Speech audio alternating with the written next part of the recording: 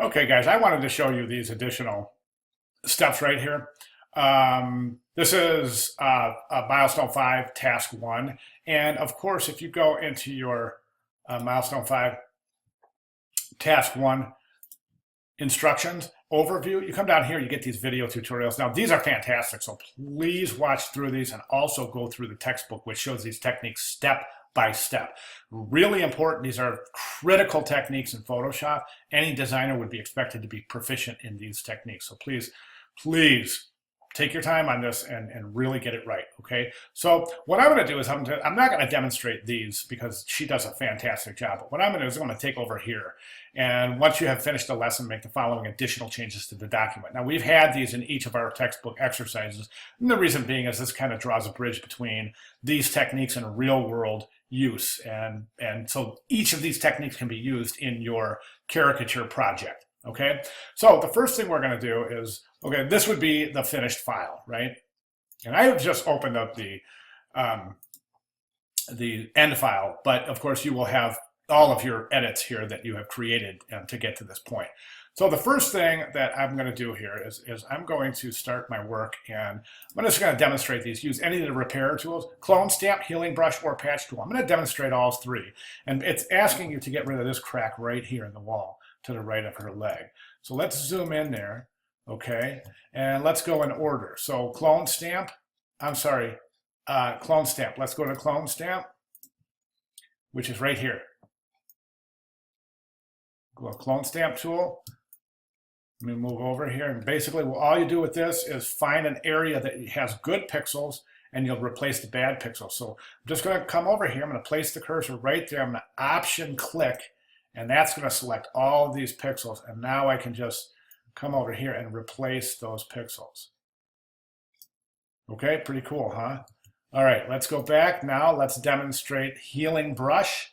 Okay, the healing brush itself works the same way. You just kind of find some good pixels and you just paint away the bad pixels. Let's start down here this time. Option click. Okay, that's healing brush. Okay, and then finally, this is the best one. Healing brushes, there's another healing brush. It's called Spot Healer. This is a fantastic tool. Just click Spot Healing Brush. Just come over and you can start removing imperfections. That's a great tool there. And then the last one I want to demonstrate is the patch tool. Now the patch tool works a little differently. Let's go ahead and find the patch tool. There it is right there. Now with the patch tool, what you'll do is you'll select the area you want to replace. Just draw an oval or a shape around it and you'll see the selection. Now you can just take that guy and move it over and find some good pixels, and it'll replace the bad pixels. Deselect and you're done. Okay, excellent. Now, the next thing I would like to demonstrate is this. So let's go back to, okay. Now, the next thing says use the spot healer to remove the brush, the spots and flaws in the foreground. Okay, so I'm going to command 0 to bring us back to full zoom. I'm going to go to the spot healer right there. I'm going to zoom in a little bit and see what they're talking about. These spots right there is one, and just click over them in that tool. It'll take care of it. You can increase your brush size by right bracket, get rid of that guy there, get rid of that, get rid of some of these spots over here. See how fantastic that works? That spot healing brush tool, it's one of the best tools in all of Photoshop. This hasn't been around forever. Back in the day when I was professionally retouching images, we had to do this by hand. It took a lot of hours, and boy, if this tool were around back then, I think we all would have done very well with it. Okay, next tool. Add another image of your choice. You have to change the color of the shoes. Change the color of a women's shoes by adding adjustment layer. And one of the painting techniques. Now you guys know how to make a selection and add an adjustment layer, right? So I'm going to show you another cool technique. And we're going to go in and we're going to zoom in there and we're going to do what's called quick mask mode. And quick mask is a way that you can paint a selection. So let's demonstrate that. All right, so when I enter quick mask mode, you can see, you know you're in quick mask mode because the background, the layer turns to red. So I'm going to reduce my brush size by left bracketing. And let's just come in here and we're just going to select the green part of the shoes. And this is a fantastic technique, guys. Really amazing technique. So we get that shoe there. Now let's get, whoops. Okay, hang on one sec. Sorry about that. Back to this. Now, when you are in quick mode, you want to have your brush selected. That's your brush, your regular brush tool. So in quick mask mode, select your brush. Come down here, select the shoes. Okay, and you'll see that they come in red, and that tells you that you have selected that area. So I'm just going to quickly select the rest of the shoe. Let's get the bow in there.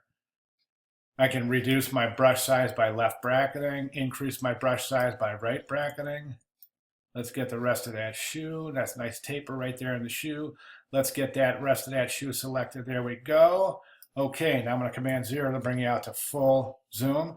And I'm going to click Exit Quick Mask Mode just by clicking that button again. And as you can see, those are selected, the shoes, but so is the outer portion of the image. So to inverse that selection to only select the shoes, I'm just going to come across the top menu. I'm going to say Select. I'm going to drop down where it says Inverse. I'm going to select that. Now you can see only the shoes are selected. With those shoes selected, I can do one of two things now. I can either create a new adjustment layer. Let's do that.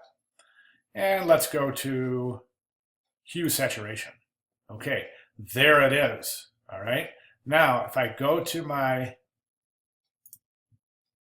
properties,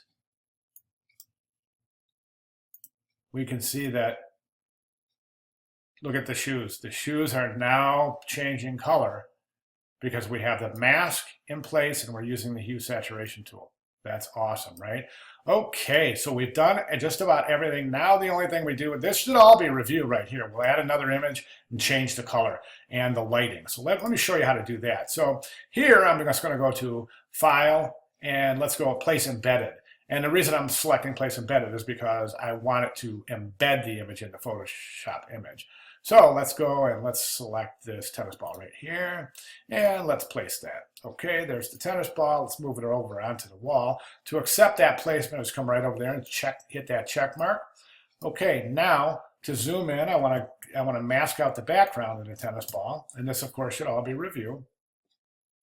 So I'm just going to come in here and I'm going to select, there's my quick select tool right there. Let's select the tennis ball. There's the selection, come down here. And let's select this quick add layer mask.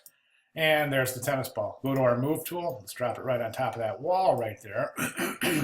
Now at this point, we can change the size of the tennis ball. And let me show you how to do that. We just go to image.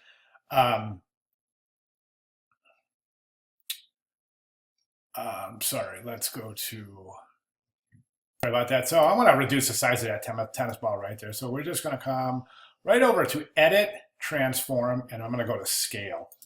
Now remember, you can always make something smaller in Photoshop, but you really don't ever want to make it larger. I'm going to start to make this smaller, but I want to constrain the proportions of the original tennis ball, so I'm going to hold down my Shift key. Let's make that tennis ball a little smaller. Let's move it right over there on top of the wall. Okay, let's come over here to the check mark to OK that transformation, and there's our tennis ball. Next thing we want to do is we want to change the color of that tennis ball. So we can do so by selecting that layer, coming down here and adding a new adjustment layer. Okay, let's go down here to hue saturation. Now we want to make sure that this hue saturation is clipped to the layer below it. If it's not, then it's going to affect all the layers below it. So a couple ways to make sure it's clipped. You can Option, hold your cursor right between the two layers, press your Option key, and click that. That little arrow right there means it's clipped to the layer below it. Or you can just right-click and say Create Clipping Mask. Same thing, okay? With the clipping mask created, now we can come down here to an adjustment layer. Let's use that hue saturation. And I'm sorry, didn't mean to do that. So basically, I've already got that hue saturation. So what I'm going to do is find my properties, and let's just go ahead and change the color of the tennis ball. Okay, so there, let's change it to that color right there. All right, now there's a watermark in this tennis ball. You can kind of see it a little bit. There, you see it right there. So disregard that, because the next thing I'm going to do is I'm going to really show that watermark. But I'm going to Command 0, and I also want to take this saturation level and I want to reduce it so it doesn't look quite so fake. See how it looks so fake. You can see that watermark. Disregard that. So just reduce that saturation a little. Whoops. Reduce that saturation a little bit. And then you can reduce that lightness just a little bit. So make it look a little more natural in the image. And that is it. Those are your additional steps, guys. That's how you perform those. So you would do those after you're done with all of these part 1, part 2, part 3 of the video tutorials in the Milestone 5 task instructions. All right, guys, any questions, comments, concerns, or other, please let me know. Thanks.